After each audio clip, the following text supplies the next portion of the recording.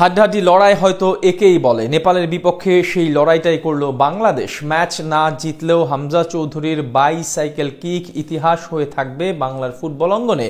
একইভাবে কোচের পক্ষপাতিত্বমূলক সিদ্ধান্ত এবং সোহেল সাদদের পারফরমেন্স চিন্তার কারণ বাংলাদেশের।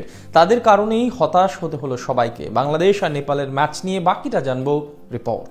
নেপালের সঙ্গে ফ্রেন্ডলি ম্যাচ। বাংলাদেশের শুরুর একাদশে নেই সমিত সোম, কিউবা মিচেল। বিষয়টা একটু অবাক করেছিল সবাইকে। তবে ঠিকই আজ শুরু করেছিলেন জামাল ভুঁইয়া এবং হামজা চৌধুরী। দুই দলের ফুটবলারই আজ প্রথম থেকে ডিফেন্সিভ মনোভাব নিয়ে খেলতে থাকেন। বিশেষ করে বাংলাদেশের একের পর এক ভুলভাল পাস এবং এলোমেলো ফুটবল বিরক্ত বাড়িয়েছে দর্শকদের। ম্যাচের 8ম মিনিটে প্রথম আক্রমণে ওঠার চেষ্টা করে বাংলাদেশ, কিন্তু বাম প্রান্তে সোহেল রানার বাড়ানো বল চলে যায় হামজা চৌধুরীর মাথার উপর দিয়ে।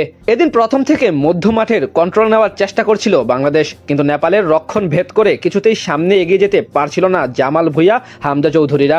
তার উপর সাদউদ্দিন এবং সোহেল রানাদের একের পর এক ভুলের মাসুর তো ছিলই। 14তম মিনিটে লং থ্রোতে জটলা থেকে সুবিধা করতে পারেনি বাংলাদেশ। খানিক বাদে লেফট উইং দিয়ে আক্রমণে ওঠে রাকিব হোসাইন, কিন্তু প্রতিপক্ষ ডিফেন্ডারের দৃঢ়তায় ক্রস করতে পারেনি তিনি। মাঝে একবার অ্যাটাক করার চেষ্টা করে নেপাল, সেখানে তারিক কাজীর বিপক্ষে একটি ফাউলের অভিযোগে পেনাল্টির আবেদন করে তারা, কিন্তু সেই যাত্রায় রক্ষা পেলেও 29 মিনিটে আর রেহাই পায়নি বাংলাদেশ। এবার লেফট ব্যাক দিয়ে আক্রমণে উঠে দারুণভাবে সুযোগ তৈরি করে নেপাল। সেখান থেকে রোহিত চান ঠিক ডি বক্সের দ্বার প্রান্ত থেকে দুর্দান্ত শটে গোল করে দলকে এগিয়ে দেন। বিপরীতে হতাশ হয় স্বাগতিক সমর্থকরা।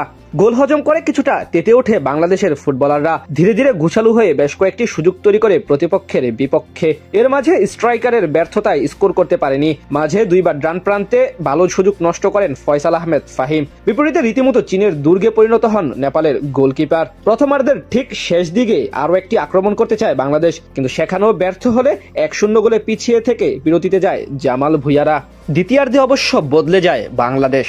এক গোল পরিশোধ করতে মরিয়া হয়ে পড়ে সবাই। ম্যাচের 50তম মিনিটে আসল কাজটা করেন হামজা চৌধুরী। হ্যাঁ, বাংলাদেশের হামজা চৌধুরী, আমাদের হামজা চৌধুরী। তিনি যেটা করলেন তা বিশ্বাস করা মুশকিল। জামাল ভুঁইয়ার ডি বক্সে বাড়ানো বল ফাঁকা স্পটে পান এই ঝাঁকড়া চুলের মহানায়ক। বাইসাইকেল কিক নিয়ে তিনি যেটা করলেন তা নিঃসন্দেহে দেশের ইতিহাসে অন্যতম সেরা গোল। খানিক বাদে আবারও ওই হামজা চৌধুরী। ডি বক্সের ভিতরে এবার ফাউলের শিকার হন রাকিব হোসাইন। সেখানে পেনাল্টি পায় বাংলাদেশ। আর সেই যাত্রায় কোনো প্রকার ভুল না করে মাত্র 10 মিনিটের ব্যবধানে দেশকে এগিয়ে দেন হামজা। উল্লাসে ফেটে পড়ে পুরো ন্যাশনাল স্টেডিয়ামের গ্যালারি। এদিকে গোল হজম করে দুইবার আক্রমণে ওঠার চেষ্টা করে নেপাল ফুটবল দল। বাম প্রান্ত থেকে করা প্রতিপক্ষের সেই অ্যাটাক রুখে দেন টাইগার গোলকিপার মিতুল মার্মা, কিন্তু একেবারে শেষ মুহূর্তে গোল হজম করে বাংলাদেশ।